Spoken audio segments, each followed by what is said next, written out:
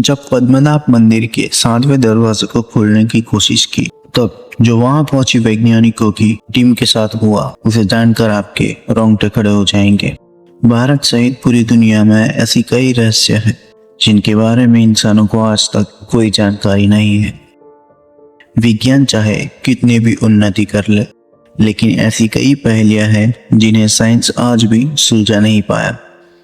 आज हम आपको भारत के एक ऐसे मंदिर के बारे में बताएंगे जिसके अंदर आज भी कई अरबों के सोने, चांदी और हीरे जवाहरात छुपे हुए हैं, जिसका पता लगाने के लिए भारत के सुप्रीम कोर्ट में तक ये मुकदमा चला था।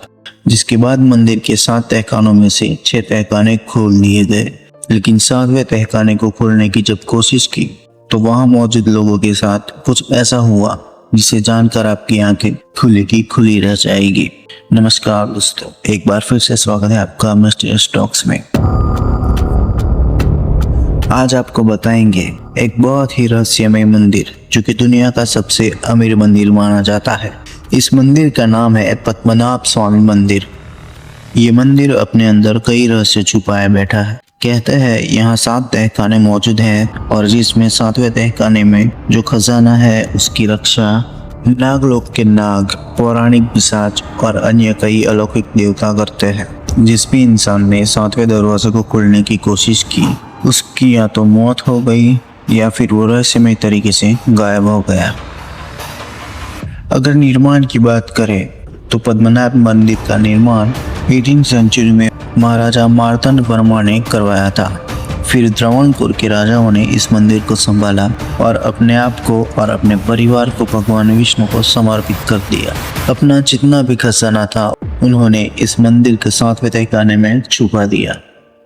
इस मंदिर के गर्भ में 7 तहखाने हैं, जिसमें 6 तहखानों पे ताला लगा है, लेकिन 7वें तहखाने पर एक भी ताला नहीं है। बस दरवाजे पर 2 नाग की प्रतिमाएं हैं।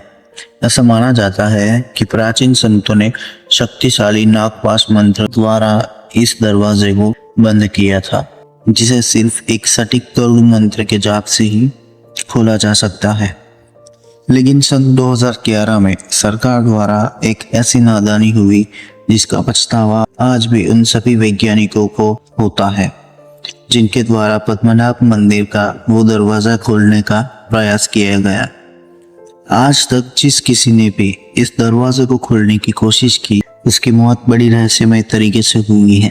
सन 2011 में जब इस मंदिर की बात सुप्रीम कोर्ट तक पहुंची, तब सुप्रीम कोर्ट ने यह फैसला किया कि मंदिर के 7 तहखानों को खोला जाए और उसमें से जितने भी संपत्ति निकले उस पर सरकार का अधिकार हो, जिसके लिए एक टीम तैयार की गई। जब ये टीम वहां पहुंची तो उन्हें 7 तहखाने दिखे, जिसको उन्होंने एक एक करके खोला। जब पहला तहखाना खोला गया तो उसे देखकर सभी की आंखें खुली की खुली रह गई।